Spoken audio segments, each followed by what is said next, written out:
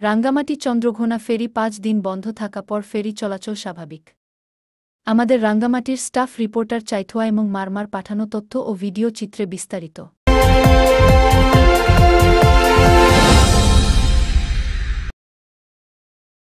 রাঙ্গামাটি জেলা অন্তর্গত চন্দ্রঘোনা ফেরি চলাচল ৫ দিন বন্ধ। গত ১৩ মে থেকে ১৮ মে পর্যন্ত ফেরি চলাচল বন্ধ ছিল।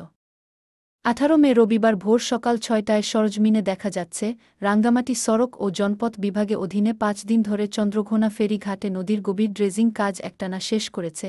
ভোর ৬টা হতে ফেরি চলাচল স্বাভাবিক হয়েছে। এই চন্দ্রঘোনা ফেরি চলাচল কর্ণফুলী নদীর তীরে অবস্থিত।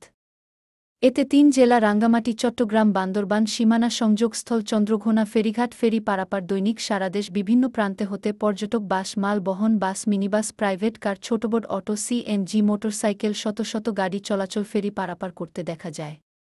প্রসঙ্গত, ফেরিঘাটে কর্ণফুলী নদীর উপর ব্রিজ নির্মাণ না হওয়ার জন্য সাধারণ জনগণ, যাত্রীসহ গাড়ি চলাচলে জানা দুর্ভোগ হচ্ছে।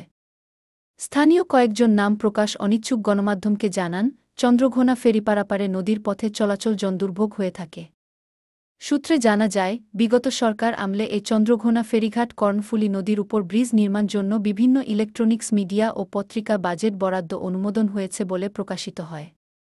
কিন্তু দীর্ঘ ১৭ বছরের চন্দ্রঘোনা ফেরিঘাট ব্রিজ নির্মাণে বাস্তবায়ন হয়নি বলে এলাকার স্থানীয় অভিযোগ করেন।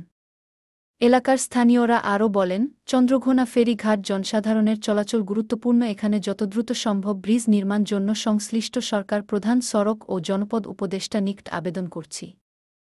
সুতরাং ব্রিজ না থাকায় চন্দ্রঘোনা ফেরি পারাপারে জরুরি রোগীরা অনেক সময় দীর্ঘক্ষণ লাইনে দাঁড়িয়ে অপেক্ষা করা লাগে।